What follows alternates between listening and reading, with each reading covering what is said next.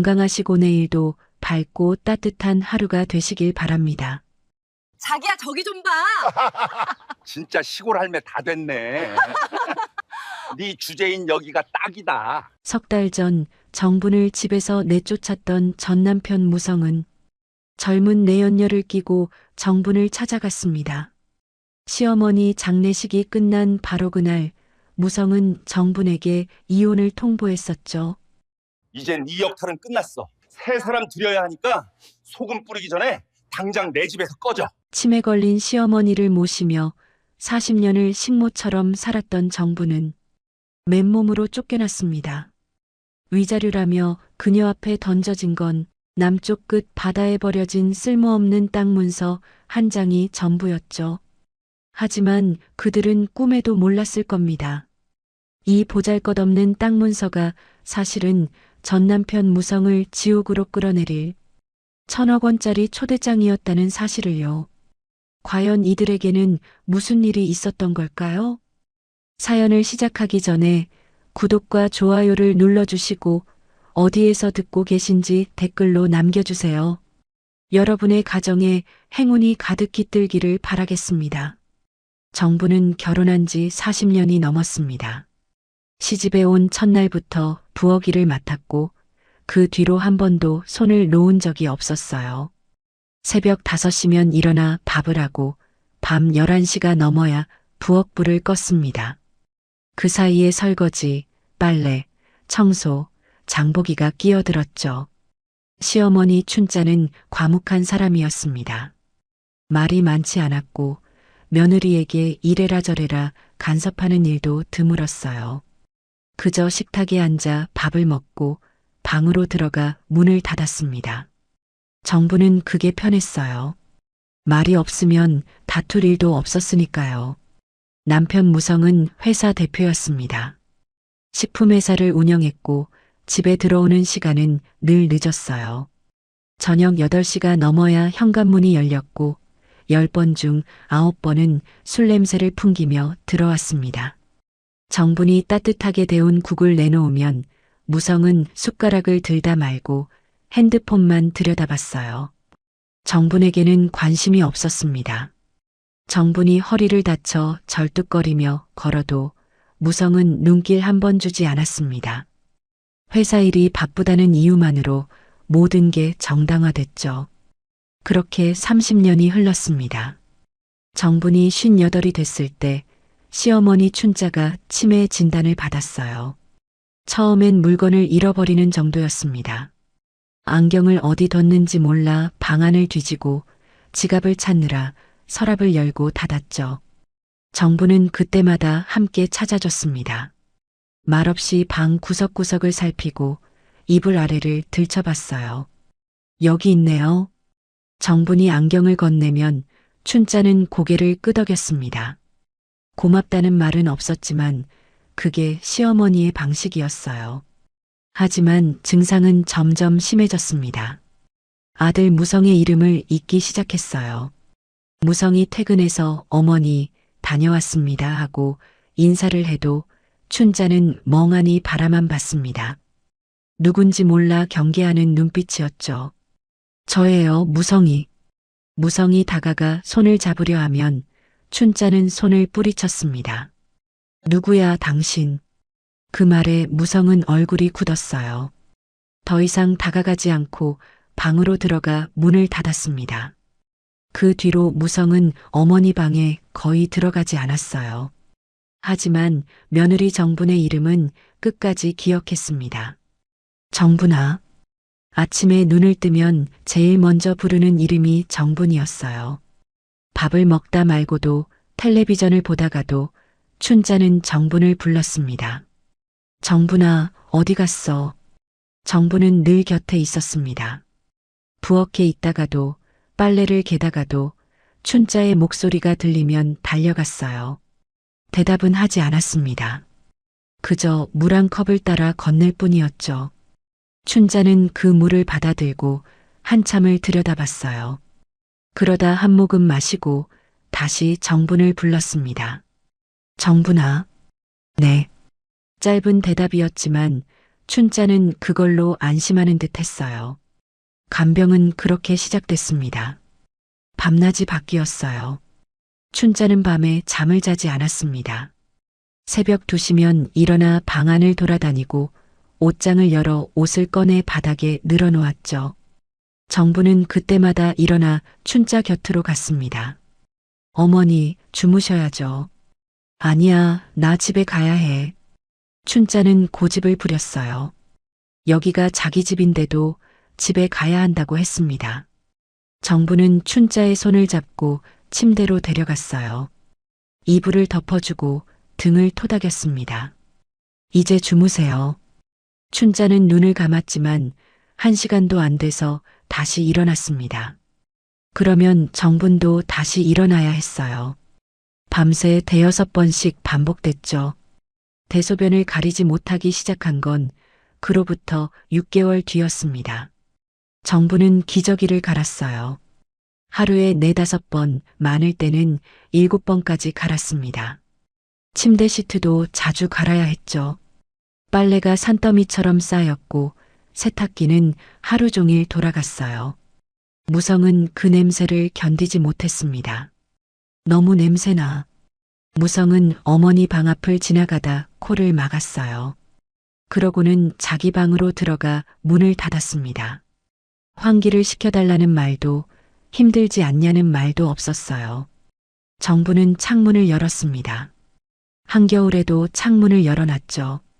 춘자가 추워하면 이불을 더 덮어줬습니다. 그러다 정분 자신도 감기에 걸렸지만 병원에 갈 시간은 없었어요. 욕창도 생겼습니다. 춘자는 하루 종일 누워 지냈고 등과 엉덩이에 빨갛게 자국이 생겼어요. 정부는 2시간마다 춘자의 몸을 돌려눕혔습니다. 밤에도 알람을 맞춰놓고 일어나 자세를 바꿔줬죠. 병원은 일주일에 3번 갔습니다. 정부는 춘자를 휠체어에 태워 버스 정류장까지 밀고 갔어요. 버스에 오를 때는 기사님과 승객들의 도움을 받았습니다. 병원에 도착하면 진료를 기다리는 동안 춘자가 또 기저귀를 적셨고 정부는 화장실로 데려가 갈아입혔어요. 집으로 돌아오면 해가 저물어 있었습니다.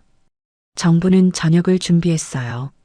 춘자는 스스로 먹지 못했기 때문에 정분이 한 숟가락씩 떠서 입에 넣어줘야 했습니다. 삼키는 힘도 약해져서 목에 걸리지 않게 조심조심 먹였죠. 무성은 그 모습을 한 번도 보지 않았습니다. 저녁 8시가 넘어 집에 들어오면 곧장 자기 방으로 갔어요. 어머니 방문은 열지도 않았습니다. 오늘 어머니 상태는 어때? 그런 질문조차 없었어요. 정부는 묻지 않았습니다. 무성에게 도움을 청한 적도 없었어요. 설령 말을 해봤자 달라질 게 없다는 걸 알았으니까요. 그냥 정분이 하면 됐습니다. 40년 동안 그래왔듯이요. 간병이 5년째 접어들었을 때 정분의 허리는 더 이상 펴지지 않았습니다. 춘자를 안아 일으킬 때마다 등에 통증이 왔어요. 무릎도 시큰거렸고 손목은 힘을 주면 저릿했습니다. 하지만 정부는 표정 하나 바꾸지 않았어요. 그저 일을 계속했습니다. 어머니 모시느라 많이 힘들지? 무성이 그렇게 물은 적은 단 한 번도 없었습니다. 아들 선우도 마찬가지였어요. 1년에 2-3번 집에 들렀지만 할머니 방에는 들어가지 않았습니다. 거실에 잠깐 앉아 차 한 잔 마시고 아버지와 회사 이야기를 나누다 갔죠. 며느리 미경은 아예 오지 않았습니다. 할머니 상태가 안 좋으시다면서요. 조심스러워서요. 미경은 전화로 그렇게 말했어요. 정부는 괜찮다고 했습니다. 실제로 괜찮았으니까요. 며느리가 오든 안 오든 정분이 해야 할 일은 변하지 않았습니다. 10년이 흘렀습니다. 정부는 63살이 됐고 춘자는 90이 넘었어요. 춘자는 이제 말도 거의 하지 않았습니다. 가끔 정분의 이름을 부르는 게 전부였죠. 정분아. 그 목소리는 점점 작아졌습니다. 정부는 여전히 대답 대신 물을 건넸어요. 춘자는 그 물을 받아들고 한참을 정분의 얼굴을 바라봤습니다. 무언가 말하고 싶은 듯 했지만 끝내 입을 열지 않았어요. 하루가 끝나면 정부는 부엌에 앉아 있었습니다. 불을 끄고 어둠 속에서 멍하니 앉아 있었어요. 무성은 자기 방에 있었고 춘자는 잠들어 있었습니다. 집안은 고요했죠. 정부는 아무 생각도 하지 않았습니다. 그저 하루가 끝났다는 것만 느꼈어요. 내일이 오면 다시 같은 하루가 시작될 거라는 것도 알았습니다. 간병은 의무가 됐습니다. 감사도 위로도 없었지만 정부는 그걸 바라지 않았어요. 바라지 않으니 실망할 일도 없었습니다. 정부의 희생은 그렇게 당연함으로 소비되고 있었습니다. 춘자가 숨을 거둔 건 이른 새벽이었습니다. 정부는 그 순간 침대 옆에 앉아 있었어요. 춘자의 손을 잡고 있었죠. 손은 차갑게 식어가고 있었습니다.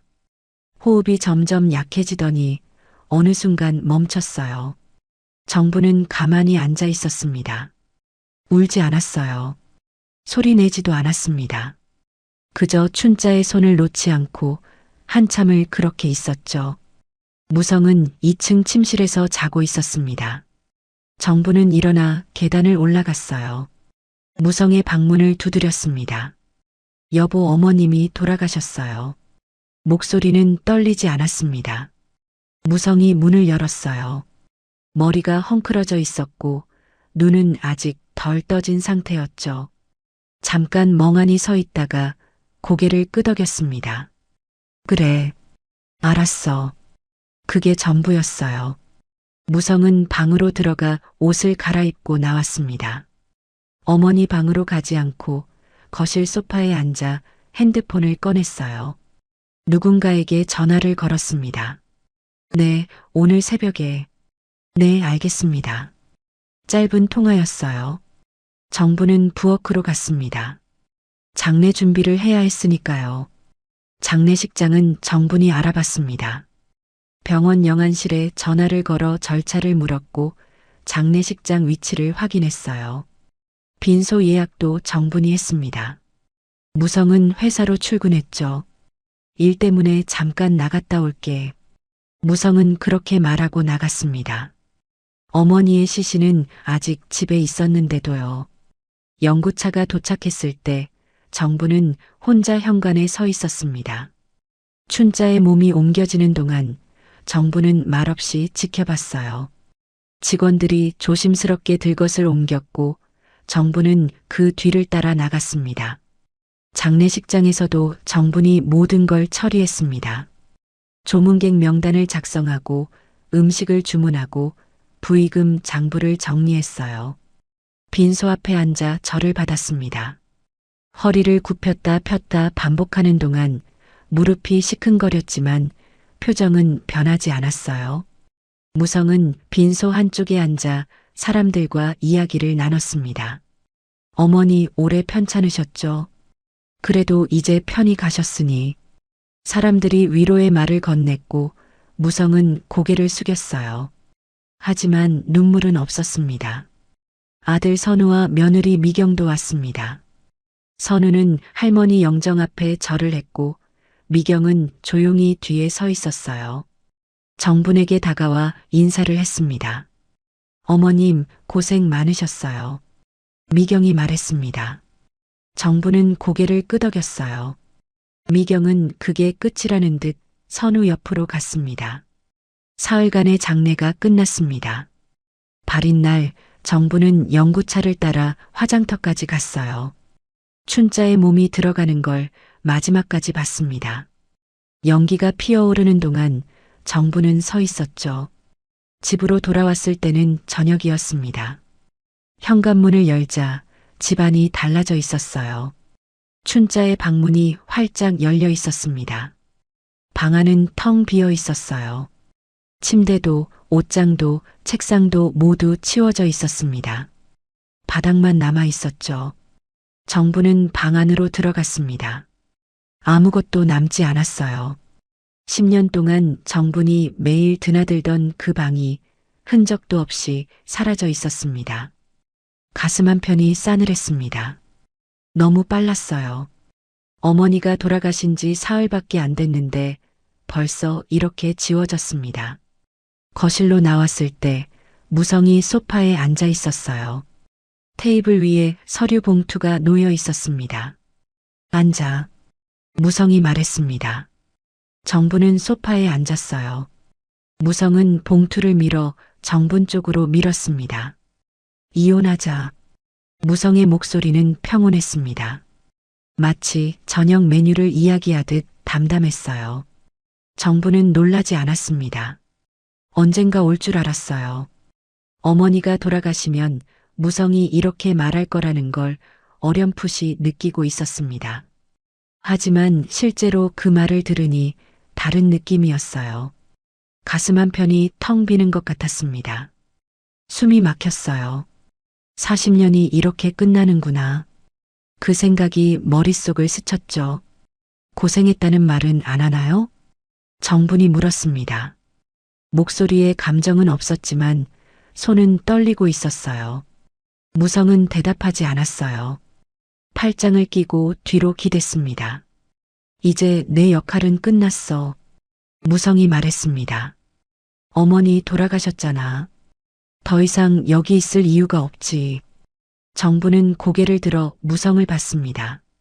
무성은 정분의 눈을 피하지 않았어요. 오히려 똑바로 쳐다봤습니다. 차갑게. 정부는 입술을 깨물었어요. 가슴이 무너지는 것 같았습니다. 40년이었어요. 40년 동안 이 집에서 살았습니다. 시어머니를 모시고 남편을 내조하고 아들을 키웠어요. 새벽 5시에 일어나 밥을 하고 밤 11시에 부엌불을 끄는 삶이었죠. 그게 이제 역할이었다는 거였어요. 끝난 역할. 정부는 숨을 들이마셨습니다. 공기가 폐로 들어오지 않는 것 같았어요. 위자료 같은 건 없어. 무성이 덧붙였습니다. 어차피 어머니가 너한테 남긴 땅이 있잖아. 여기 토지대장 넣어놨어. 그걸로 충분하지. 시어머니가 돌아가실 때 며느리 정분에게만 남겼던 땅 문서였죠. 무성이 봉투를 두드렸습니다. 정부는 봉투를 내려다봤어요. 열어보지 않았습니다. 중요하지 않았으니까요. 무성은 일어났습니다. 내일 아침까지 짐 싸서 당장 나가. 그리고 2층으로 올라갔어요. 계단을 오르는 발소리가 들리다가 방문이 닫히는 소리가 났습니다. 정부는 소파에 그대로 앉아 있었습니다. 아주 한참을 앉아 있었어요. 공허했습니다. 가슴 안이 텅 빈 것 같았어요. 40년의 무게가 한순간에 사라진 느낌이었죠. 천천히 일어났습니다. 안방으로 갔어요. 방 안에 낯선 것들이 놓여 있었습니다. 화장대 위에 정분이 쓰지 않는 화장품이 있었어요. 진한 붉은색 립스틱, 향수병, 귀걸이들이 줄지어 놓여 있었습니다. 옷장을 열자 정분의 옷 사이에 다른 옷들이 걸려 있었어요. 화려한 색깔의 원피스, 구두, 핸드백들이었죠. 정부는 옷장 문을 닫았습니다. 이미 다른 사람의 짐들이 이 집에 들어와 있었어요. 무성이 이혼을 말하기 전부터 이미 준비돼 있었던 거였습니다. 침대에 앉았어요. 손을 무릎 위에 가지런히 올려놓고 앞을 바라봤습니다. 허탈했습니다. 예상했지만 실제로 겪으니 달랐어요. 가슴이 저리게 아팠습니다. 밤이 깊어갔습니다. 정부는 잠들지 않았어요. 그냥 앉아 있었습니다. 내 인생이 뭐였나? 그 생각이 머릿속을 맴돌았어요. 새벽이 됐을 때 정부는 일어나 짐을 쌌습니다. 옷장에서 자기 옷 몇 벌만 꺼냈어요. 속옷, 양말, 수건을 작은 가방에 넣었습니다. 화장품은 챙기지 않았어요. 귀한 것도 필요한 것도 없었습니다. 서류 봉투를 가방에 넣었습니다. 가방 하나가 전부였습니다. 40년이 가방 하나에 들어갔어요. 아침이 밝아올 무렵 정부는 현관에 서 있었어요. 무성은 2층에서 나오지 않았습니다. 작별 인사도 마지막 말도 없었어요. 정부는 현관문을 열었습니다. 뒤를 돌아보지 않았어요. 그냥 나왔습니다. 문이 닫히는 소리가 들렸습니다. 정원을 가로질러 대문으로 향했어요. 가방을 든 손에 힘을 주지 않았습니다. 가벼웠지만 묵직했어요. 40년의 무게였습니다. 평창동 고급 주택가를 벗어나자 아침 공기가 차가웠습니다. 정부는 멈춰섰어요. 어디로 가야 할지 몰랐습니다. 40년 동안 살던 집이 이제 남의 집이 됐습니다. 해가 떠올랐습니다. 정부는 평창동 버스 정류장 벤치에 앉아 있었어요. 가방을 무릎 위에 올려놓고 출근하는 사람들을 멍하니 바라봤습니다. 사람들은 쉼없이 지나갔지만 정부는 어느 버스를 타야 할지 몰랐어요. 갈 곳이 없었습니다. 종일 벤치에 앉아 있었어요. 점심때가 되자 배가 고팠지만 일어나지 않았습니다. 편의점에서 삼각김밥 하나를 사서 먹었어요. 물도 한 병 샀습니다. 그리고 다시 벤치로 돌아왔죠. 오후가 지나고 해가 기울기 시작했습니다. 주머니에서 휴대폰을 꺼냈어요. 화면을 켰습니다. 연락처 목록이 떴죠. 이름이 많지 않았어요. 남편, 아들, 며느리, 그리고 몇 개의 병원 번호뿐이었습니다. 아들 이름 위에 손가락을 올렸습니다. 눌렀다가 지웠어요. 다시 올렸다가 또 지웠습니다. 휴대폰을 꺼냈다가 다시 주머니에 넣기를 반복했어요. 전화를 걸어야 할까 말아야 할까? 한참을 망설였습니다. 지나가는 사람들이 정분을 힐끗 보고 지나갔지만 아무도 말을 걸지 않았어요. 저녁이 됐습니다. 하늘이 어두워지기 시작했어요. 가로등이 하나둘 켜졌습니다. 정부는 한숨을 쉬었어요. 다시 휴대폰을 꺼냈습니다. 배터리를 확인했어요. 30% 남아 있었습니다. 충전기는 집에 두고 왔어요. 아니, 이제 그곳은 집이 아니었죠. 연락처를 다시 켰습니다. 아들 이름을 눌렀어요. 이번엔 지우지 않았습니다. 통화 버튼을 눌렀죠. 신호음이 울렸습니다. 길게 울렸어요. 한 번, 두 번, 세 번. 정부는 전화기를 귀에 댄 채 서 있었습니다. 심장이 빠르게 뛰었어요. 입술이 바짝 말랐습니다. 네 번째 신호음이 끝날 무렵 연결됐습니다. 여보세요. 선우의 목소리였습니다. 낮고 조심스러웠어요. 정부는 입을 열었습니다. 나야. 엄마. 선우가 잠시 멈칫했습니다. 뭔가 당황한 것 같았어요. 정부는 말을 이어가려 했지만 목소리가 나오지 않았습니다. 목이 메었어요. 한참을 침묵하다가 겨우 입을 열었습니다. 며칠만 있으면 돼. 짧은 문장이었어요. 더 말하고 싶었지만 그게 전부였습니다. 전화기 너머로 선우의 숨소리가 들렸어요. 말이 없었습니다. 정부는 기다렸어요. 선우가 뭐라도 말해주기를, 괜찮다고 해주기를 바랐습니다. 가슴이 두근거렸어요. 그건 선우가 말을 시작했습니다. 그러다 멈췄어요. 다시 침묵이 흘렀죠. 정분의 손이 떨렸습니다. 그건 엄마랑 아빠 문제잖아요. 선우의 목소리가 조금 더 작아졌습니다. 정부는 숨이 막혔어요. 가슴이 철렁 내려앉는 느낌이었습니다. 저는 중간에 끼고 싶지 않아요. 아시잖아요. 선우가 덧붙였습니다. 변명처럼 들렸어요. 정부는 입술을 깨물었습니다. 평생 키운 아들이었어요. 39년을 키웠습니다. 아플 때 밤새 간호했고 학교 갈 때마다 챙겨보냈죠. 대학 등록금도 결혼 자금도 모두 정분이 마련했어요. 며느리 데려올 때도 환하게 웃으며 맞아줬습니다. 그런 아들이 지금 목구멍까지 말이 차올랐어요. 서운하다고, 너무 섭섭하다고 말하고 싶었습니다. 하지만 입이 떨어지지 않았어요. 강요할 순 없었으니까요. 아들도 자기 인생이 있고 자기 가정이 있었습니다. 아버지와 어머니 사이에 끼고 싶지 않다는 말도 이해는 됐어요. 이해는 됐는데 가슴은 무너졌습니다. 그때 전화기 너머로 여자 목소리가 들렸습니다. 미경이었어요. 여보, 누구야? 엄마. 어머님? 미경의 목소리가 가까워졌습니다.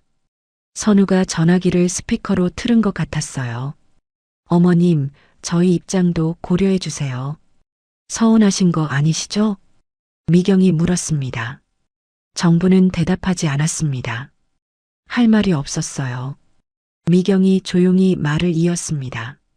저희가 아버님께 사업 자금을 지원받기로 해서 아버님 심기를 건드리면 안 돼서 그래요. 이해하시죠? 그 말에 정분의 손이 더 세게 떨렸습니다. 숨이 막혔어요. 공기가 폐로 들어오지 않는 것 같았습니다. 가슴 한가운데가 무너져 내렸어요. 원망하고 싶었습니다. 아프다고 섭섭하다고 소리치고 싶었어요. 하지만 목소리는 나오지 않았습니다. 그저 눈물만 차올랐죠. 정부는 전화기를 귀에서 떼었습니다. 알겠다. 겨우 그 말을 꺼냈어요. 목소리가 갈라졌습니다. 그래, 알겠어. 통화 종료 버튼을 눌렀어요. 전화기 화면이 꺼졌습니다. 정부는 전원 버튼을 길게 눌렀어요. 휴대폰이 완전히 꺼졌습니다. 주머니에 넣고 한참을 그 자리에 서 있었습니다. 다리에 힘이 풀렸어요. 벤치에 주저앉았습니다. 이해는 했어요. 아들도 며느리도 그들의 입장도 알았습니다. 하지만 이해한다고 아프지 않은 건 아니었어요. 가슴이 너무 아팠습니다. 평생 가족을 위해 살았는데 정작 자신이 도움이 필요할 때는 아무도 없었어요. 정부는 고개를 숙였습니다.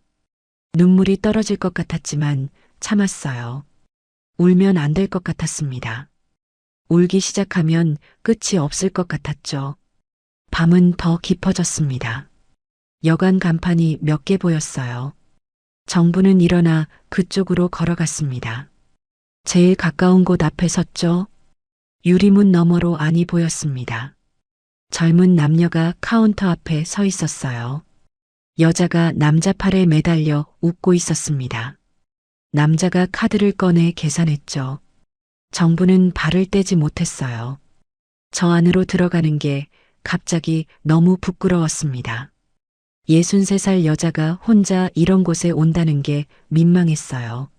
정부는 돌아섰습니다. 다시 걷기 시작했어요. 바람이 차가웠습니다. 정부는 옷깃을 여몄지만 추위는 막을 수 없었어요. 골목 안쪽 벤치에 앉았습니다. 가방을 옆에 내려놓고 두 손을 무릎 위에 올렸어요. 하늘을 올려다봤습니다. 별은 보이지 않았어요. 시간이 흘렀습니다. 새벽이 가까워지자 공기가 더 차가워졌어요. 정부는 가방을 꺼안았습니다. 조금이라도 따뜻하게 하려고요. 그때 문득 생각났습니다. 시어머니가 남긴 땅, 무성이 말했던 그 땅이요. 어디에 있는지도 몰랐지만 분명 어딘가에 있을 거였어요. 춘자가 남겼다면 정분의 것이었습니다. 정부는 가방을 열었어요. 안에 든 서류 봉투를 꺼냈습니다. 이혼 서류가 들어있는 그 봉투요. 하지만 그 안에 다른 종이도 함께 있었어요. 가로등 불빛 아래서 종이를 펼쳤습니다. 토지 대장이었어요.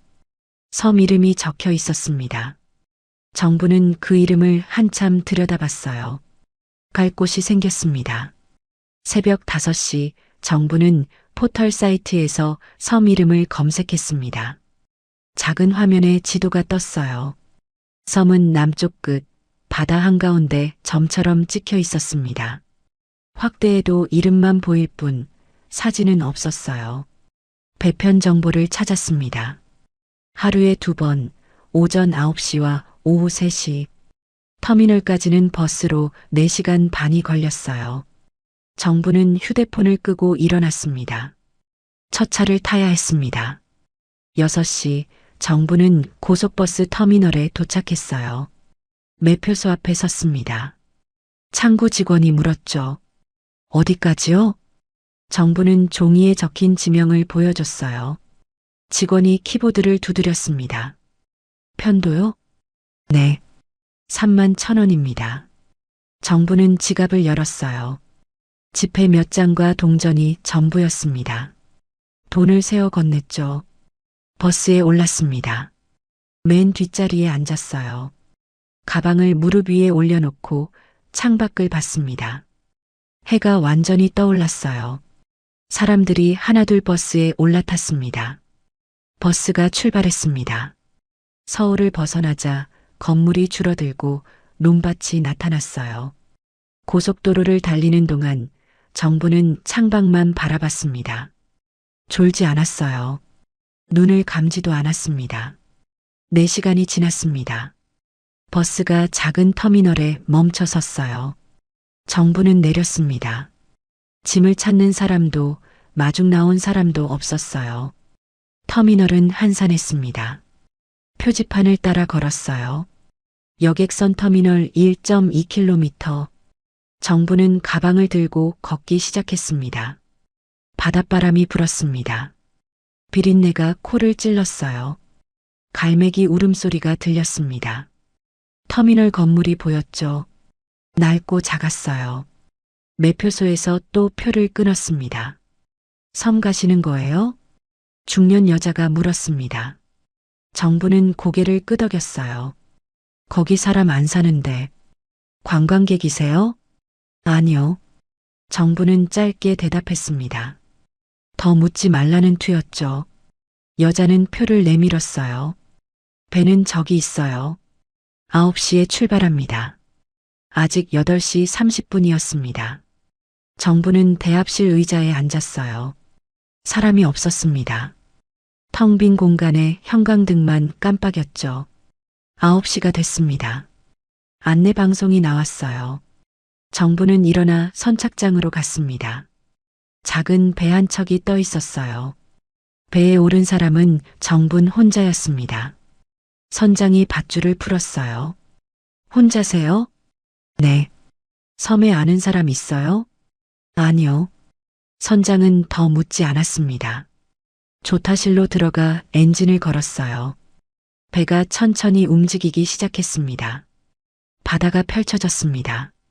정부는 난간에 기대서서 바다를 봤어요. 파도가 배 옆구리를 때렸습니다. 물보라가 튀었죠. 1시간이 흘렀습니다. 멀리 섬이 보이기 시작했어요. 작았습니다. 산이 하나 있고 집 몇 채가 보였어요. 나무들이 빽빽했습니다. 배가 선착장에 닿았습니다. 선장이 밧줄을 묶었어요. 정분에게 손을 내밀었습니다. 조심하세요. 정부는 손을 잡고 내렸어요. 발밑이 흔들렸습니다. 선착장 시멘트 바닥에 금이 가 있었어요. 집이 어디예요? 선장이 물었습니다. 모르겠어요. 정분이 대답했습니다. 선장은 고개를 갸우뚱했지만 더 묻지 않았어요. 배에 다시 올라 떠났습니다. 배가 멀어졌죠. 정부는 혼자 남았습니다. 섬은 조용했어요. 파도 소리와 바람 소리만 들렸습니다. 사람 소리는 없었어요. 정부는 걷기 시작했습니다. 길은 좁았어요. 풀이 무성했고 곳곳에 돌이 튀어나와 있었습니다. 집이 몇 채 보였지만 모두 비어 있었어요. 문은 닫혀 있고 창문엔 먼지가 쌓여 있었죠. 산 중턱에 집 한 채가 있었습니다. 정부는 그쪽으로 올라갔어요. 가파른 길이었습니다. 숨이 찼지만 멈추지 않았어요. 집 앞에 도착했습니다. 대문은 없었어요. 마당엔 잡초가 무릎까지 자라 있었습니다. 현관문은 낡았고 페인트가 벗겨져 있었어요. 문을 밀었습니다. 삐걱거리는 소리가 났어요. 문이 열렸습니다. 먼지가 코를 찔렀습니다. 집안은 어두웠어요. 창문이 작아서 햇빛이 거의 들어오지 않았습니다. 바닥엔 먼지가 두껍게 쌓여 있었고 벽엔 곰팡이가 피어 있었어요. 정부는 안으로 들어갔습니다. 방이 2개, 부엌 하나, 화장실 하나. 그게 전부였어요. 가구는 없었습니다. 덩그러니 빈 공간만 남아 있었죠. 천장을 올려다봤습니다. 얼룩이 있었어요. 지붕이 샌 자국이었습니다. 비가 오면 물이 새겠죠. 전기 스위치를 눌렀습니다. 불이 켜졌다 꺼졌다 반복했어요. 불안정했습니다. 형광등이 깜빡거렸죠. 정부는 가방을 내려놓았습니다. 마당으로 나가 주변을 둘러봤어요. 물탱크가 있었습니다. 녹슬어 있었지만 물은 나왔어요. 수도꼭지를 틀자 갈색 물이 나오다가 점점 맑아졌습니다. 걸레가 필요했습니다. 집안을 뒤졌지만 아무것도 없었어요. 정부는 가방에서 수건을 꺼냈습니다. 물에 적셔 바닥을 닦기 시작했어요. 먼지가 일었습니다. 기침이 나왔지만 손을 멈추지 않았어요. 바닥을 닦고 벽을 닦고 창문을 닦았습니다. 해가 기울기 시작했습니다. 정부는 밖으로 나가 마른 나뭇가지를 주워왔어요. 부엌 아궁이에 불을 피웠습니다. 연기가 피어올랐죠. 저녁은 먹지 않았습니다. 먹을 것이 없었으니까요. 배도 고프지 않았어요. 밤이 됐습니다. 파도 소리가 더 크게 들렸어요. 집 안까지 울려 퍼졌습니다. 바람이 창문을 흔들었어요. 정부는 빈 방 한가운데 앉았습니다. 가방을 베개 삼아 눕지도 않고 그냥 앉아 있었어요. 어둠 속에서요. 아무도 전화하지 않았습니다. 아무도 찾지 않았어요. 이곳에서 정부는 혼자였습니다. 완전히 혼자였어요. 정부는 그 사실을 받아들였습니다. 섬에 온 지 석 달이 지났습니다. 정부는 매일 같은 일을 반복했어요. 새벽에 일어나 집을 청소하고 마당에 풀을 뽑고 빗물을 받아 설거지를 했습니다. 먹을 게 떨어지면 선착장까지 걸어 내려가 작은 가게에서 라면과 쌀을 샀어요. 말하는 사람이 없었습니다. 가게 주인도 지나가는 사람도 거의 없었어요. 섬은 텅 비어 있었습니다. 정부는 그게 편했어요. 아무도 자신을 보지 않았고 아무도 묻지 않았으니까요. 옷은 2벌만 돌려 입었습니다. 빨래를 해도 마를 곳이 마땅치 않아서 마당 한쪽에 걸어뒀어요. 거울은 보지 않았습니다. 머리는 묶지도 않고 그냥 뒤로 넘겼죠. 손은 거칠어졌고 얼굴은 햇볕에 그을렸습니다. 일주일 전 바닷가에서 주운 오징어를 손질했어요. 가게 주인이 버린 걸 가져와 깨끗이 씻어서 마당에 널었습니다. 햇볕에 말리면 반찬이 될 테니까요. 빨랫줄에 오징어 몇 마리가 바람에 흔들렸어요. 평창동 집에서는 상상도 못할 일이었습니다. 넓은 거실, 고급 가구, 정원사가 관리하던 정원. 그곳에서 정부는 늘 단정했어요. 옷도 깔끔하게 입고 머리도 정리했죠. 회장 사모로서의 체면이 있었으니까요. 하지만 지금은 달랐습니다. 초라했어요. 거울을 보지 않아도 알 수 있었습니다. 손톱 사이엔 흙이 끼어 있었고 옷에선 비린내가 났어요. 그날 오후였습니다. 정부는 마당에 쪼그리고 앉아 오징어를 뒤집고 있었어요. 골고루 마르게 하려면 한 번씩 뒤집어줘야 했습니다. 그때 멀리서 엔진 소리가 들렸습니다. 정부는 고개를 들었어요. 배소리였습니다. 이 시간에 배가 올 일은 없었는데요. 소리가 가까워졌습니다. 정부는 일어나 선착장 쪽을 바라봤어요. 작은 배 한 척이 들어오고 있었습니다. 배가 선착장에 닿았습니다. 2 사람이 내렸어요. 정분의 가슴이 철렁 내려앉았습니다. 무성이었습니다. 그리고 그 옆에 젊은 여자가 있었어요.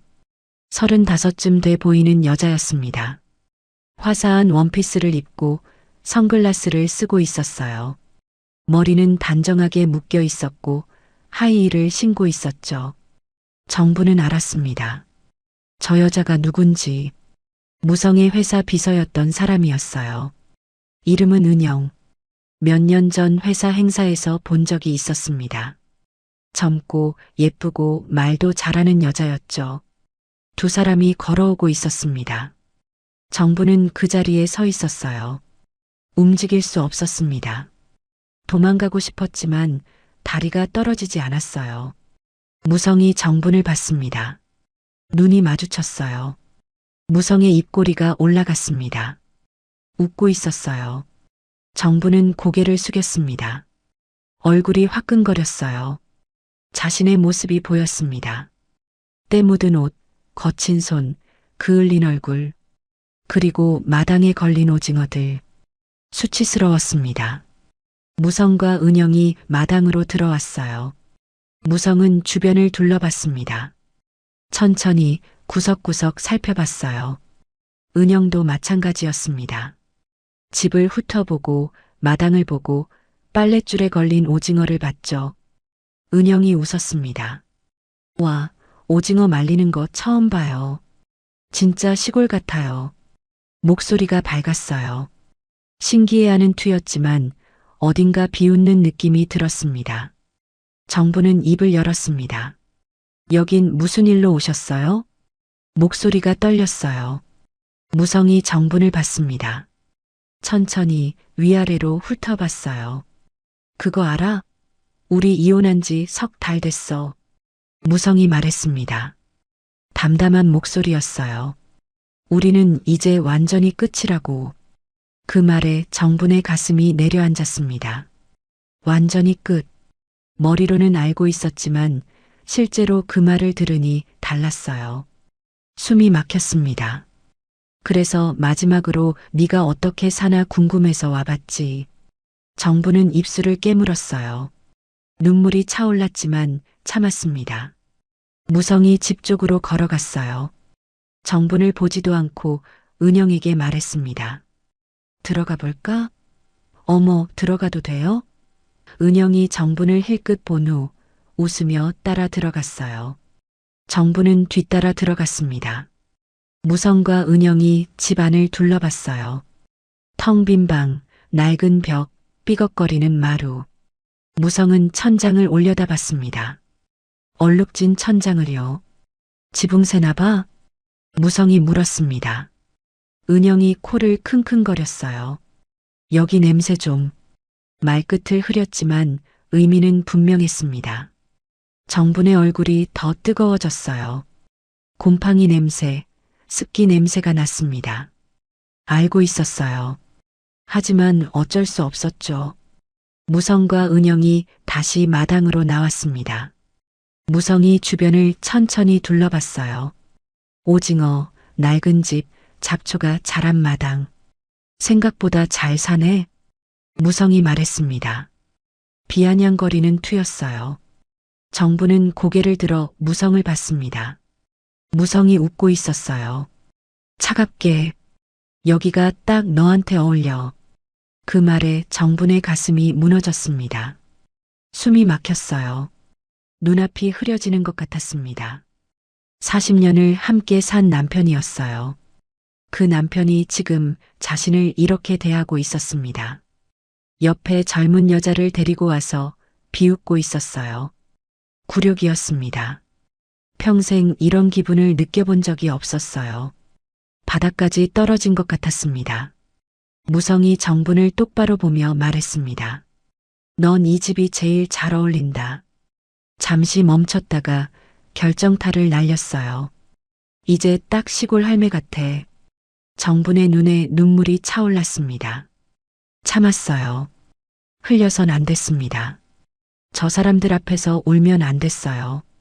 가슴이 찢어지는 것 같았습니다. 시골 할매. 그게 자신의 모습이었나요? 40년 동안 시어머니를 모시고 남편을 내조하고 아들을 키운 사람이 이제 시골 할매가 된 거였어요. 분노가 치밀어 올랐습니다. 소리를 지르고 싶었어요. 당신이 나를 이렇게 만들었다고, 당신 때문에 내가 이렇게 됐다고 외치고 싶었습니다. 하지만 참았어요. 목구멍까지 말이 차올랐지만 꾹 눌러 삼켰습니다. 은영이 무성의 팔을 잡았어요. 자기야, 여기 비린내 나요. 빨리 가요. 코를 막는 신용을 하며 말했습니다. 무성이 고개를 끄덕였어요. 그래, 가자. 여기 오래 있으면 우리까지 냄새 뵐 것 같아. 은영이 킥킥 웃었습니다. 두 사람이 돌아섰어요. 정부는 마당에서 멀어지는 두 사람의 뒷모습을 바라봤습니다. 무성의 등이 멀어지고 은영의 원피스가 바람에 펄럭였어요. 두 사람은 계속 이야기를 나눴습니다. 웃음소리가 들렸어요. 두 사람이 사라질 때까지 정부는 서 있었습니다. 정분의 시야에서 두 사람이 완전히 사라진 후 정부는 그제야 무릎이 꺾였어요. 주저앉았습니다. 눈물이 쏟아졌습니다. 참았던 게 터져 나왔어요. 소리내어 울지는 않았습니다. 그냥 눈물만 흘렀죠. 멈추지 않았어요. 굴욕이었습니다. 인생에서 이렇게 무너지는 기분은 처음이었어요. 한참을 울었습니다. 해가 기울었고 그림자가 길어졌어요. 정부는 눈물을 닦았습니다. 손등으로 거칠게 닦았죠. 일어났습니다. 집으로 들어가 문을 닫았어요. 창문도 닫았습니다. 어둠 속에 혼자 앉아 있었죠. 마음속 깊은 곳에서 무언가가 차갑게 굳어지는 느낌이었습니다. 무성이 다녀간 뒤 일주일이 지났습니다. 정부는 여전히 같은 일상을 이어갔어요. 새벽에 일어나 마당을 쓸고 오징어를 뒤집고 저녁엔 라면을 끓여 먹었습니다. 말하는 사람도 전화하는 사람도 없었어요. 혼자였습니다. 하지만 뭔가 달랐어요. 무성이 던진 말들이 귓가에 맴돌았습니다. 시골 할매 같아. 그 말이 가슴에 박혀 있었죠. 정부는 거울을 봤습니다. 오랜만이었어요. 거울에 비친 얼굴은 낯설었습니다. 그을린 피부, 거친 손, 헝클어진 머리. 정말 시골 할머니 같았어요. 정부는 거울을 돌려놓았습니다. 그날 오후였습니다. 정부는 마당에 앉아 콩을 까고 있었어요. 가게에서 산 콩을 손질하면 며칠은 먹을 수 있었습니다. 그때 멀리서 엔진 소리가 들렸습니다. 정부는 고개를 들었어요. 또 베었습니다. 하지만 평소와 달랐어요. 소리가 더 컸고 무거운 느낌이었죠. 선착장 쪽을 바라봤습니다. 큰 배 한 척이 들어오고 있었어요. 일반 여객선보다 컸습니다. 배 위에 기계들이 실려 있었죠. 정부는 일어났습니다. 배가 선착장에 닿았어요. 사람들이 내렸습니다. 4~5명쯤 됐어요. 작업복을 입고 헬멧을 쓴 사람들이었죠. 그들은 섬을 둘러보기 시작했습니다. 정부는 멀리서 지켜봤어요. 그들은 해안가를 따라 걸으며 무언가를 재고 있었습니다. 기계를 들고 이곳저곳을 측정했죠. 측량이었습니다. 이틀 뒤 또 다른 배가 왔습니다. 이번엔 양복을 입은 사람들이었어요. 서너 명이 내렸습니다. 서류 가방을 들고 있었죠. 그들은 곧장 정분의 집으로 올라왔습니다. 정부는 마당에서 그들을 봤어요. 가슴이 두근거렸습니다. 무슨 일인지 몰랐지만 심상치 않았어요. 여기 사시는 분이세요?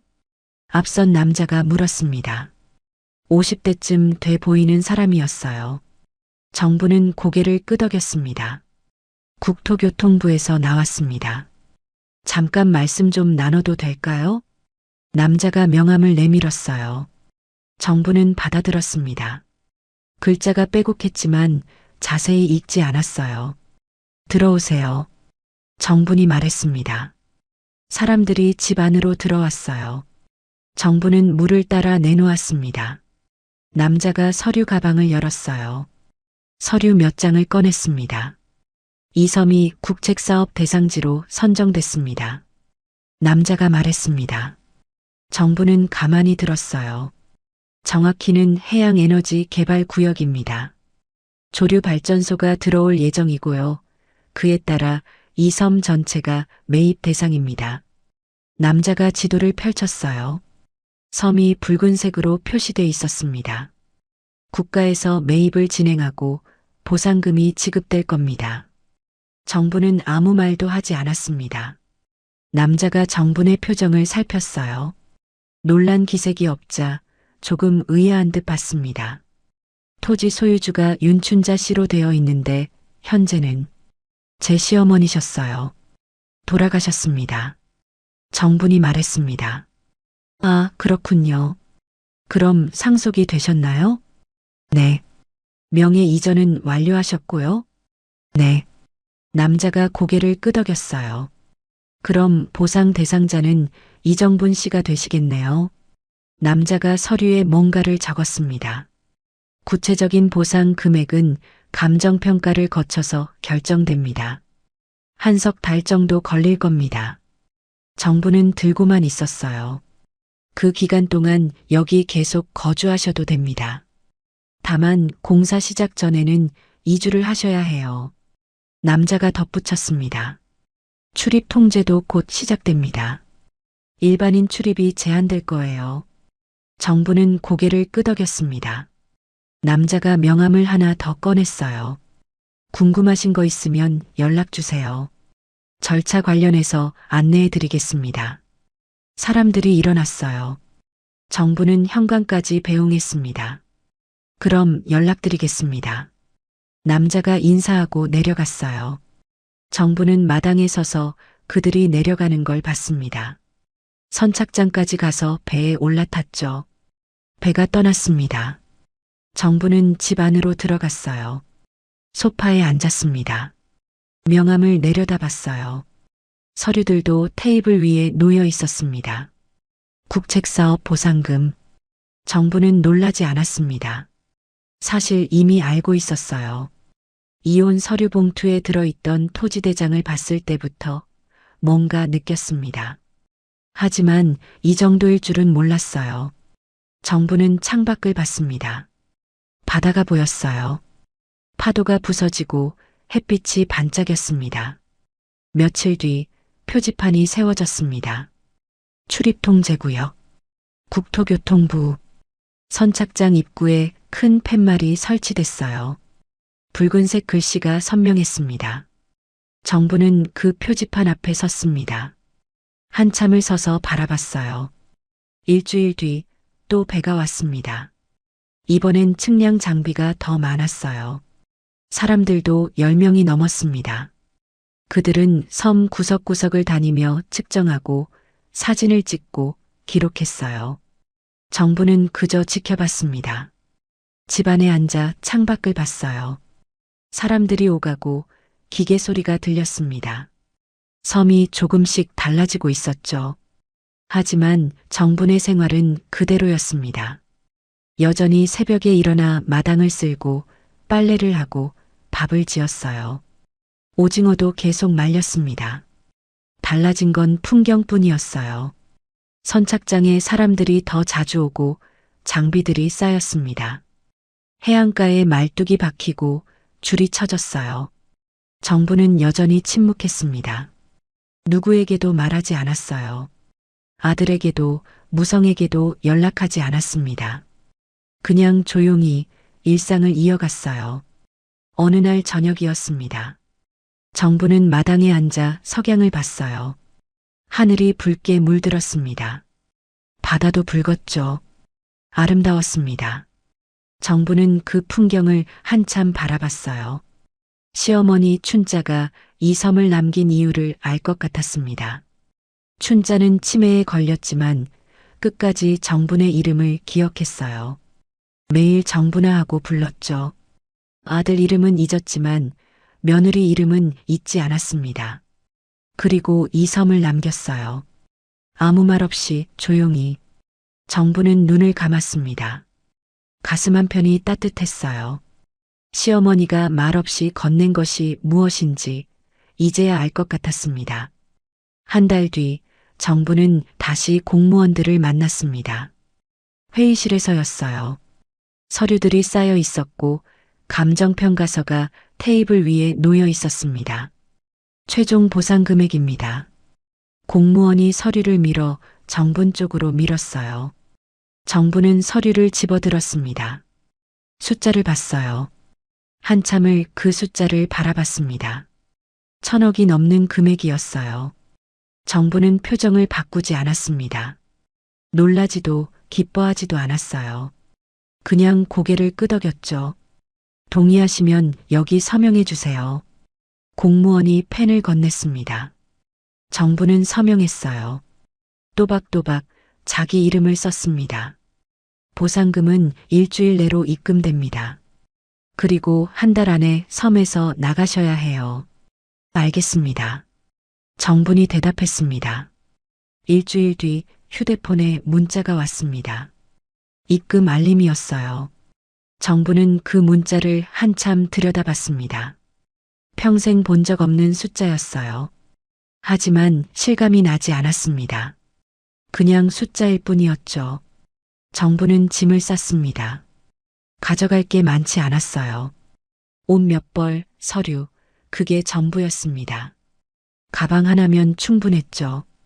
마지막 날 정부는 집을 둘러봤습니다. 3달 동안 살았던 곳이었어요. 처음 왔을 때보다 깨끗했습니다. 정분이 매일 청소했으니까요. 마당에 나가 바다를 봤어요. 파도가 부서지고 갈매기가 울었습니다. 고요했어요. 고맙습니다. 정분이 작게 중얼거렸습니다. 누구에게 하는 말인지 몰랐어요. 시어머니에게인지 섬에게인지 아니면 자기 자신에게인지. 정부는 돌아섰습니다. 가방을 들고 선착장으로 내려갔어요. 배가 기다리고 있었습니다. 배에 올랐습니다. 섬이 멀어졌어요. 점점 작아지더니 수평선 너머로 사라졌습니다. 정부는 앞을 봤습니다. 뒤돌아보지 않았어요. 서울로 돌아왔습니다. 하지만 평창동으로 가지 않았어요. 그곳은 이제 자신의 집이 아니었으니까요. 정부는 조용한 동네를 찾았습니다. 강북의 작은 주택가였어요. 사람들이 많지 않고 조용한 곳이었습니다. 오피스텔 하나를 구했어요. 15평짜리 작은 집이었죠.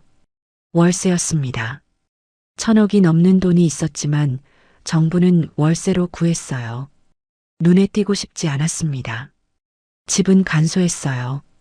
침대, 책상, 옷장. 필요한 것만 샀습니다. 화려한 건 하나도 없었죠. 정부는 그 집에서 조용히 살았습니다. 며칠 뒤 정부는 은행을 찾았습니다. 큰 은행 본점이었어요. VIP 센터로 안내받았습니다. 어떻게 오셨습니까? 중년 남자가 반갑게 맞았어요. 자산관리사라는 명함을 건넸습니다. 자산관리를 맡기고 싶습니다. 정분이 말했습니다. 얼마 정도 규모이신지 여쭤봐도 될까요? 정부는 통장을 내밀었어요. 자산관리사가 통장을 보더니 눈이 조금 커졌습니다. 아, 네. 물론입니다. 어떤 방향으로 운용하고 싶으신가요? 주식을 사고 싶습니다. 정분이 말했습니다. 어떤 종목이요? 정부는 가방에서 신문을 꺼냈어요. 접혀있던 신문을 펼쳤습니다. 남편 회사 기사였어요. 박무성 식품, 2분기 영업이익 급감. 이 회사 주식을 사고 싶어요. 자산관리사가 신문을 봤습니다. 잠시 망설이더니 말했어요. 이 회사, 요즘 상황이 좋지 않은데요. 경영난 소문도 있고, 알고 있습니다. 정분이 말했습니다. 그래도 사고 싶으세요? 네. 정분의 목소리는 단호했어요. 자산관리사는 더 묻지 않았습니다. 알겠습니다. 얼마 정도 매수하시겠어요? 전부요. 정분이 말했습니다. 자산관리사가 놀란 표정을 지었어요. 전부 말씀이신가요? 네. 하지만 한꺼번에 사면 안 됩니다. 정분이 덧붙였습니다. 소액으로 나눠서 눈에 띄지 않게 사주세요. 천천히 꾸준히요. 자산관리사가 고개를 끄덕였어요. 분할 매수 말씀이시군요. 알겠습니다. 그리고 비밀로 해주세요. 제 이름이 드러나면 안 됩니다. 물론입니다. 명의 신탁 처리하겠습니다. 정부는 서류에 서명했습니다. 다음 날부터 매수가 시작됐습니다. 정부는 한 달에 한 번씩 자산관리사를 만났어요. 보고를 받았습니다. 현재 지분율 2%입니다. 계속 사주세요. 네. 한 달 뒤 지분율 5%입니다. 계속요. 알겠습니다. 정부는 매일 신문을 샀습니다. 경제면을 펼쳐 남편 회사 기사를 찾았어요. 기사는 조금씩 나오기 시작했습니다. 박무성 식품 협력업체와 계약 분쟁, 노사 갈등 심화, 파업 조짐. 정부는 그 기사들을 오려서 모았습니다. 공책에 붙여 정리했어요. 감정은 드러내지 않았습니다. 그저 기록만 했죠. 1년이 지났습니다. 자산관리사가 보고했어요. 지분율이 10%를 넘었습니다. 계속 사주세요. 정분이 말했습니다. 신문 기사는 더 자주 나왔습니다. 박무성 식품, 원가 부풀리기 의혹 제기, 내부 고발자 등장, 회계 부정 정황. 정부는 그 기사를 오려 붙였어요. 공책이 두꺼워졌습니다. 2년째가 됐습니다. 회사의 문제가 본격적으로 터지기 시작했어요. 박무성 식품, 외부 회계법인 특별감사 착수, 검찰, 회계 부정 의혹 관련 수사 검토, 주가 40% 폭락, 투자자 불안 확산. 정부는 자산관리사를 만났습니다. 지분율이 20%를 넘었습니다. 자산관리사가 조심스럽게 말했어요. 회사 상황이 계속 안 좋아지고 있습니다. 매도하시는 게 계속 사주세요. 정분이 말을 끊었습니다. 자산관리사는 더 이상 권유하지 않았어요. 3년째가 됐습니다. 정부는 여전히 조용한 오피스텔에서 살았어요. 아무도 만나지 않았고 아무에게도 연락하지 않았습니다. 매일 신문을 읽고 한 달에 한 번 자산관리사를 만났죠. 신문 기사는 이제 일주일에 서너 개씩 나왔습니다. 박무성 식품, 거래처 계약 연쇄 해지, 경영위기 심화. 정부는 그 기사들을 차분히 읽었어요. 어느 날 자산관리사가 전화를 걸어왔습니다. 지분율 35% 돌파했습니다. 최대 주주인가요? 정분이 물었습니다. 네. 이제 이정부님이 최대 주주이십니다. 정부는 전화를 끊었어요. 창밖을 봤습니다. 하늘이 맑았어요. 3년이었습니다. 3년 동안 정부는 아무 말도 하지 않았어요. 그저 조용히 천천히 주식을 모았습니다. 얼굴에 미소는 없었습니다. 분노도 기쁨도 없었어요. 그저 차분했습니다. 이제 시작이었으니까요. 어느 날 아침 신문에 큰 기사가 났습니다. 박무성 식품, 회계 부정 확인, 검찰 수사 착수. 정부는 그 기사를 천천히 읽었어요. 커피를 한 모금 마시고 다시 읽었습니다. 외부 회계법인의 특별감사 결과가 공개됐어요. 원가를 부풀려 세금을 탈루하고 회사 자금을 빼돌린 정황이 드러났습니다. 검찰이 수사에 착수했다는 내용이었죠.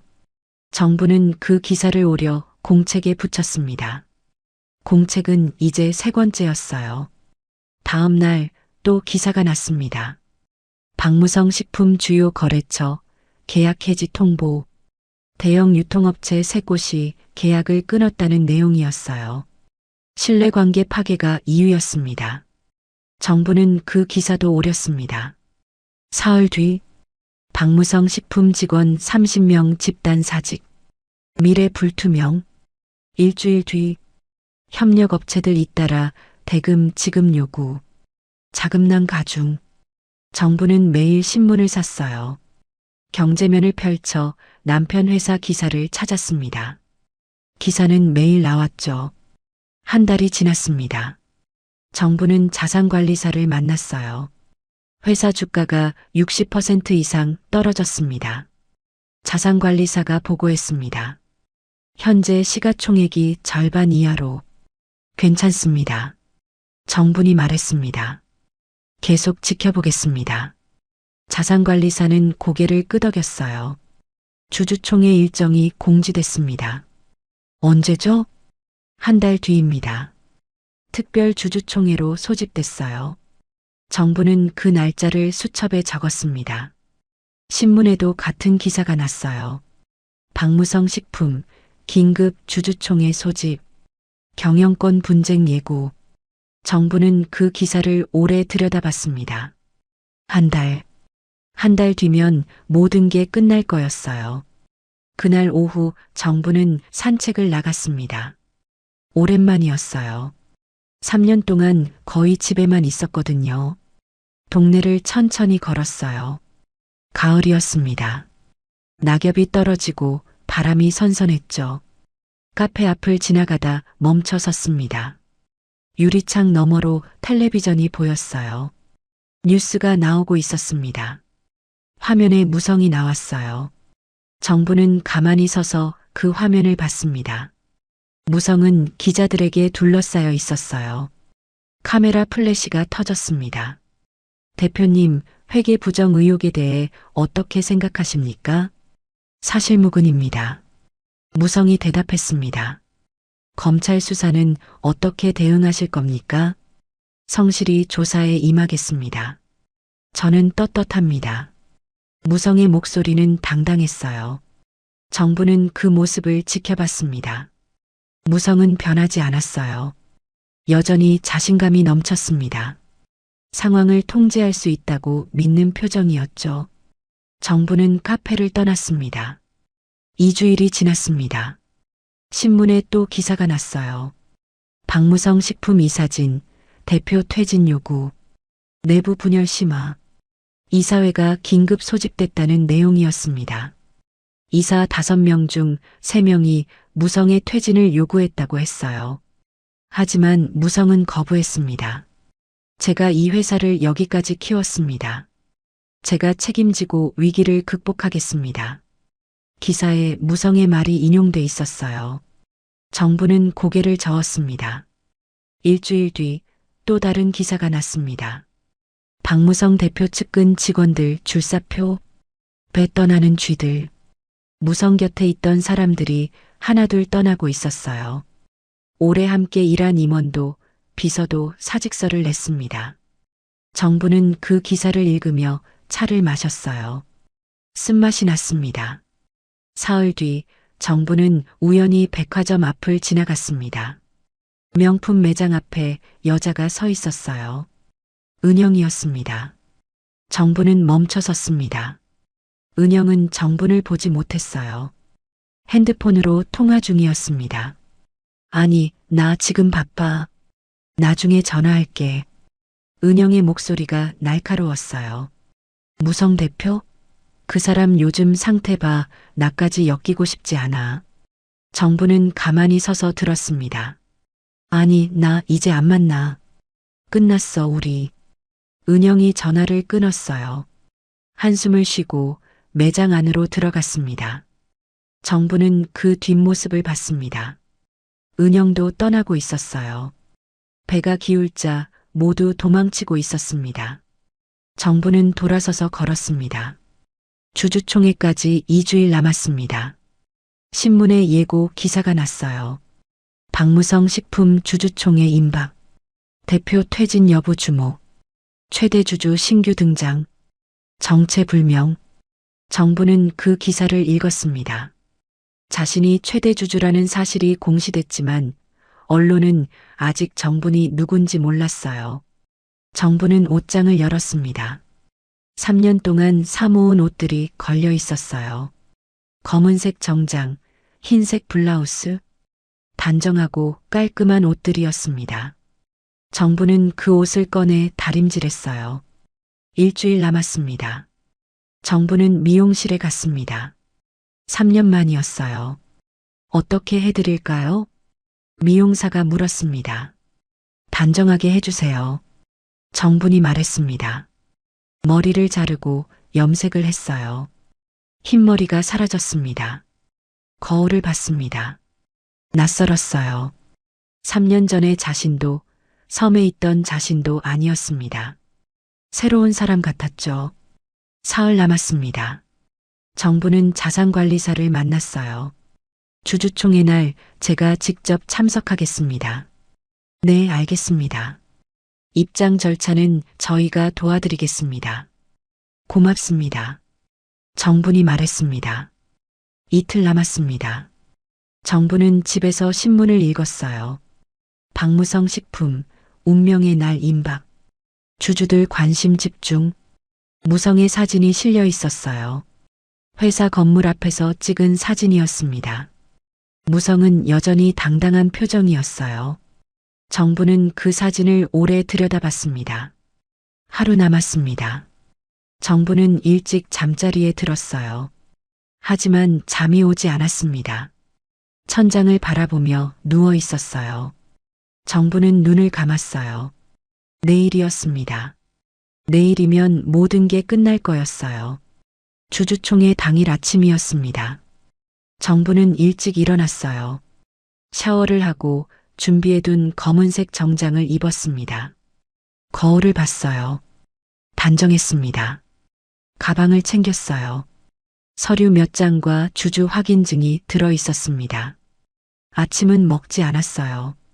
배가 고프지 않았습니다. 현관문을 열고 나섰습니다. 택시를 탔어요.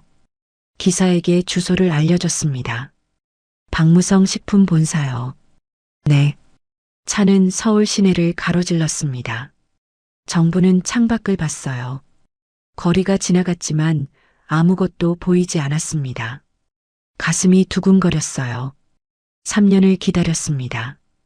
오늘이 그날이었어요. 회사 건물 앞에 도착했습니다. 높은 빌딩이었어요. 20층짜리 건물이 하늘을 향해 솟아 있었습니다.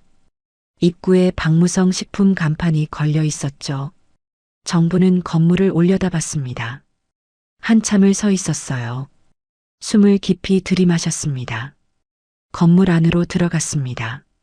로비는 사람들로 붐볐어요. 주주들이 모여 있었습니다. 30명쯤 됐을까요? 옷차림이 제각각이었어요. 양복 입은 사람도 평상복 입은 사람도 있었습니다. 정부는 엘리베이터를 탔습니다. 15층을 눌렀어요. 주주총회장이 있는 층이었습니다. 엘리베이터가 올라갔어요. 정부는 거울에 비친 자신의 모습을 봤습니다. 표정이 굳어 있었어요. 15층에 도착했습니다. 문이 열렸습니다. 복도에 안내 직원이 서 있었어요. 주주 확인증 보여주세요. 정부는 가방에서 서류를 꺼냈습니다. 직원이 확인하고 고개를 끄덕였어요. 이쪽으로 오세요. 복도를 따라 걸었습니다. 끝에 큰 문이 있었어요. 주주총회장이라는 팻말이 붙어 있었습니다. 정부는 문 앞에 섰습니다. 안에서 웅성거리는 소리가 들렸어요. 사람들이 많은 것 같았습니다. 직원이 정분을 봤어요. 들어가시겠어요? 정부는 고개를 저었습니다. 잠깐만요. 직원은 고개를 끄덕이고 옆으로 비켰어요. 정부는 가만히 서 있었습니다. 심호흡을 했어요. 가슴이 뛰었습니다. 안에서 목소리가 들렸어요. 시작하겠습니다. 의장의 목소리였습니다. 정부는 문을 열지 않았어요. 조금 더 기다렸습니다. 오늘 주주총회는 경영진 구성에 관한 특별 안건을 다루겠습니다. 의장의 말이 이어졌어요. 먼저 현 대표이사 박무성 씨의 연임 안건을 상정합니다. 무성의 목소리가 들렸습니다. 주주 여러분, 저는 이 회사를 30년간 이끌어왔습니다. 일시적인 어려움이 있지만 반드시 극복하겠습니다. 자신감 넘치는 목소리였어요. 정부는 문 밖에서 그 목소리를 들었습니다. 저를 믿어주십시오. 제가 책임지고 회사를 정상화시키겠습니다. 무성의 말이 끝났어요. 정적이 흘렀습니다. 의장이 말했어요. 그럼 표결에 앞서 최대 주주이신 분을 모시겠습니다. 정부는 숨을 멈췄습니다. 최대 주주께서 입장하십니다. 직원이 정분을 봤어요. 고개를 끄덕였습니다. 정부는 문손잡이를 잡았어요. 천천히 밀었습니다. 문이 열렸습니다. 회의장이 보였어요. 긴 테이블이 놓여 있었고 의자에 사람들이 앉아 있었습니다. 40명쯤 됐을까요? 모두 정분을 봤어요. 정부는 한 걸음 들어갔습니다. 회의장이 조용해졌습니다. 아무도 말하지 않았어요. 모두 정분을 바라봤습니다. 정부는 천천히 걸었어요. 구두 소리만 회의장에 울렸습니다. 테이블 맨 앞에 무성이 앉아 있었습니다. 무성이 정분을 봤어요. 얼굴이 하얗게 질렸습니다. 입이 벌어졌어요. 말이 나오지 않는 것 같았습니다. 정부는 무성을 똑바로 봤습니다. 눈을 마주쳤어요. 무성의 눈이 흔들렸습니다. 당신이. 무성이 겨우 입을 열었어요. 목소리가 떨렸습니다. 어떻게. 말을 잇지 못했어요. 정부는 아무 말도 하지 않았습니다. 그냥 걸어가 빈 의자에 앉았어요. 무성 맞은편 자리였습니다. 가방을 테이블 위에 올려놓았어요. 서류를 꺼냈습니다. 회의장은 여전히 조용했습니다. 의장이 목을 가다듬었어요. 그럼 계속하겠습니다. 의장이 서류를 받습니다. 현 대표이사 박무성 씨의 연임 안건에 대해 표결하겠습니다. 찬성하시는 분? 손을 든 사람이 거의 없었어요. 두세 명뿐이었습니다. 반대하시는 분? 대부분의 손이 올라갔습니다. 의장이 말했어요. 반대 다수로 부결됐습니다. 무성이 벌떡 일어났어요. 잠깐, 이건 말이 안 됩니다. 목소리가 떨렸어요. 얼굴이 붉어졌습니다. 제가 이 회사를 여기까지 만들었어요. 어떻게 이럴 수 있습니까? 의장이 차분하게 말했습니다. 주주 의결에 따른 결과입니다. 최대 주주가 누군데? 무성이 소리쳤어요. 대체 누구야? 정분이 천천히 고개를 들었습니다. 무성을 봤어요. 말없이 똑바로. 무성이 정분을 봤습니다. 눈이 마주쳤어요. 무성의 얼굴에서 핏기가 싹 빠졌습니다. 설마, 당신이? 정부는 고개를 끄덕였습니다. 무성이 뒷걸음질 쳤어요. 의자에 부딪혀 비틀거렸습니다. 어떻게 이럴 수가. 무성이 중얼거렸어요. 의장이 계속했습니다. 다음 안건입니다. 박무성 대표이사 해임권을 상정합니다. 해임? 무성이 소리쳤어요. 말도 안 돼. 나를 해임한다고? 의장은 무성을 보지 않았어요. 서류만 봤습니다. 찬성하시는 분? 거의 모든 손이 올라갔습니다. 정분도 손을 들었어요. 천천히 높이. 무성이 정분을 받습니다. 당신이. 말을 잇지 못했어요. 가결됐습니다. 박무성 씨는 즉시 대표이사직에서 해임됩니다. 의장이 선언했어요. 그때 회의장 문이 열렸습니다. 사람들이 들어왔어요. 4명이었습니다. 양복을 입고 배지를 차고 있었어요. 검찰입니다. 앞선 남자가 말했습니다. 박무성 씨 횡령 및 배임 혐의로 체포합니다. 무성이 뒤로 물러섰어요. 뭐야? 당신들 누구야? 법원 발부 구속영장입니다. 동행하시죠. 검사가 영장을 내밀었어요. 무성이 고개를 저었습니다. 아니야. 이건 말이 안 돼. 검사 옆에 직원이 다가갔어요. 수갑을 꺼냈습니다. 손 내밀어 주세요.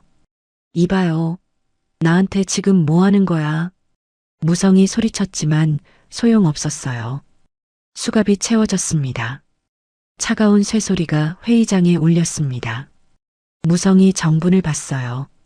당신이 이런 짓을. 정부는 아무 말도 하지 않았습니다. 그냥 앉아서 무성을 봤어요. 무성이 끌려갔습니다. 나 이 자식들아. 무성의 목소리가 복도로 멀어졌어요. 회의장 문이 닫혔습니다. 정적이 흘렀습니다. 같은 시간 평창동 집안에는 은영이 있었습니다. 문을 열고 들어갔습니다.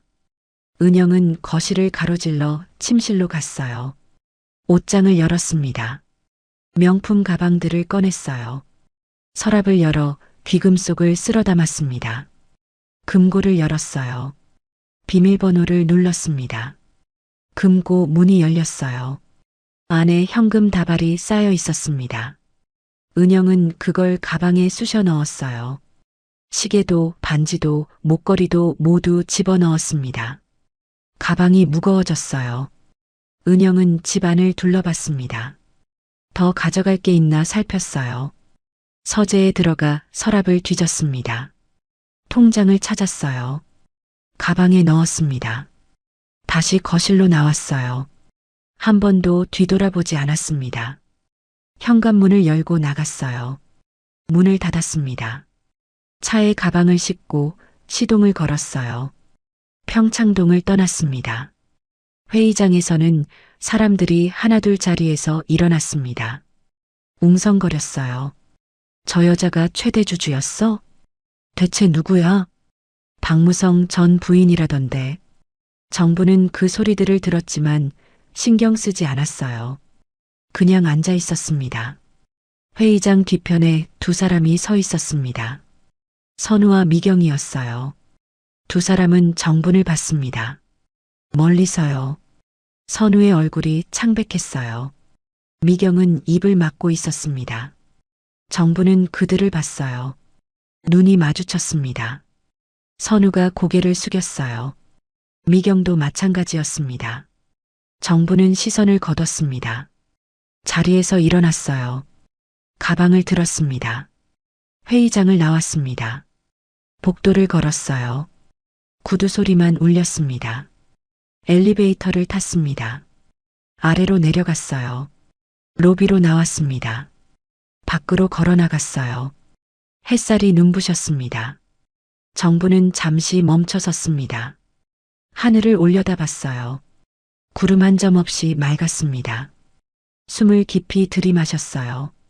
끝났습니다. 정부는 걸었습니다. 앞만 보고요. 주주총회가 끝난 다음 날이었습니다. 정부는 오피스텔에 혼자 있었어요. 조용했습니다. 휴대폰이 울렸습니다. 문자였어요.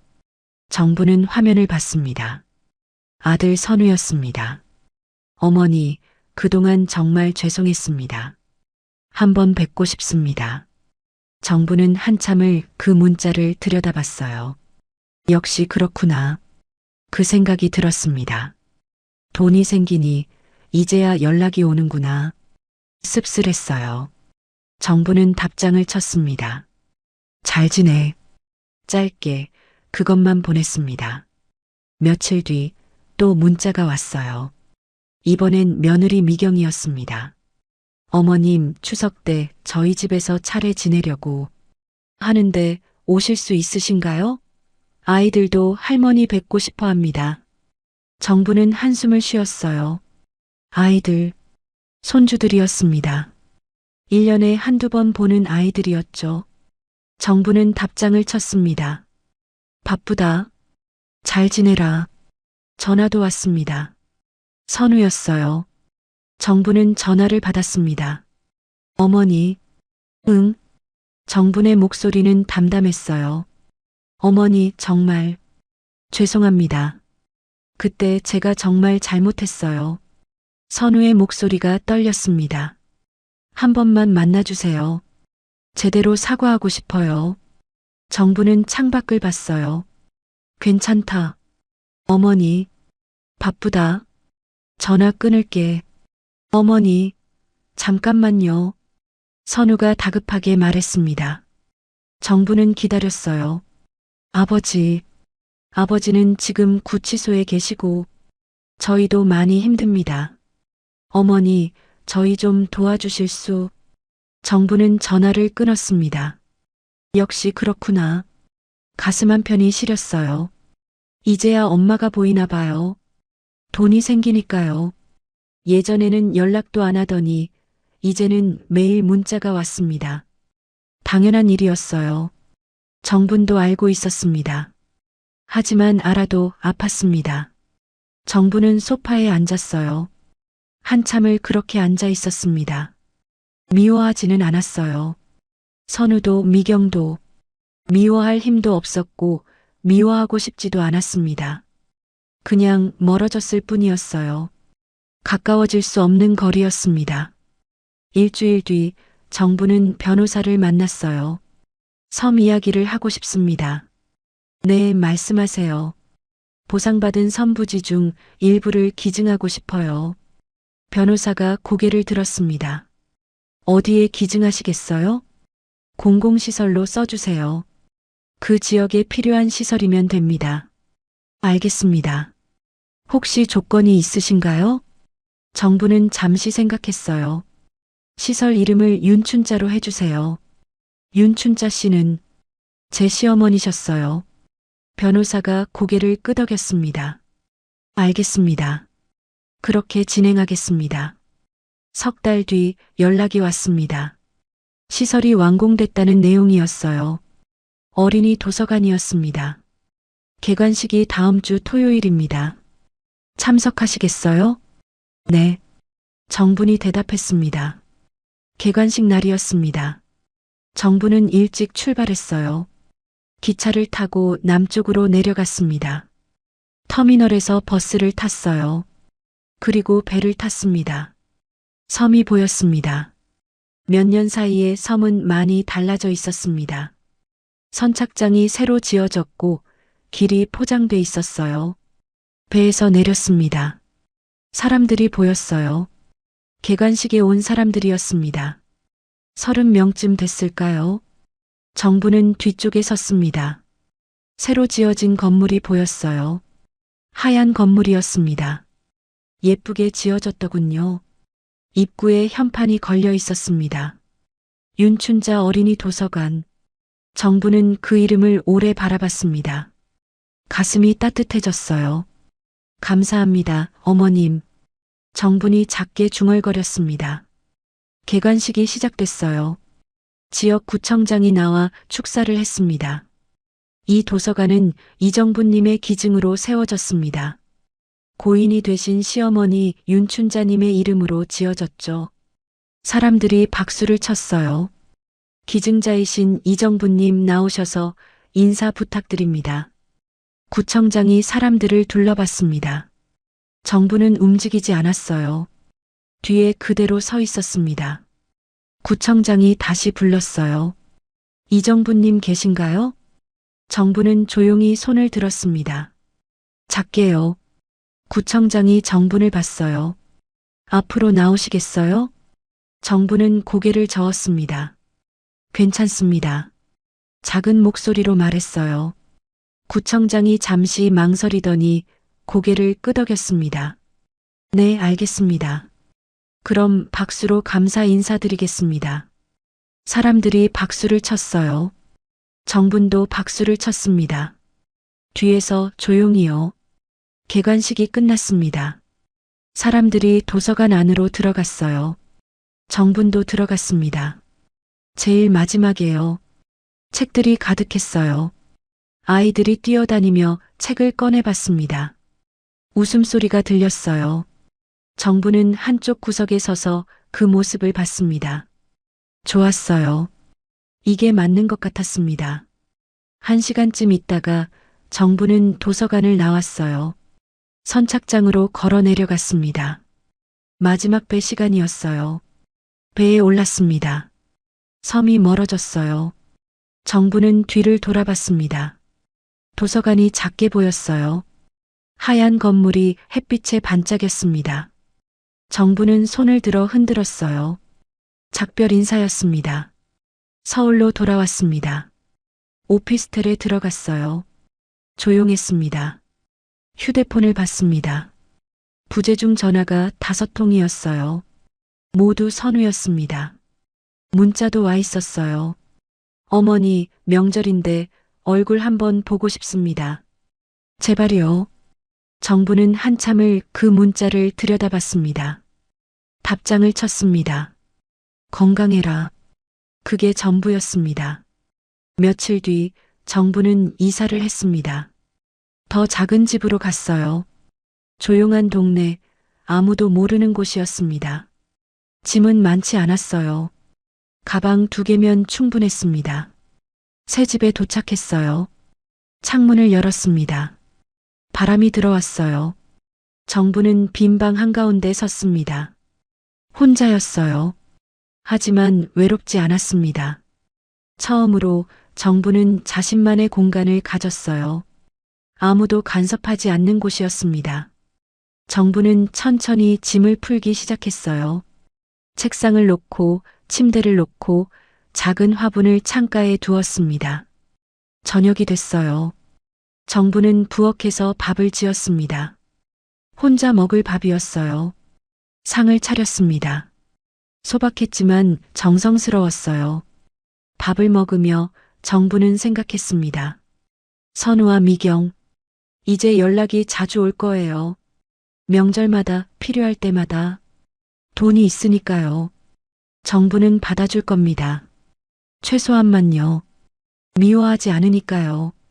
하지만 예전처럼 가까워지진 않을 거예요. 그럴 수 없으니까요.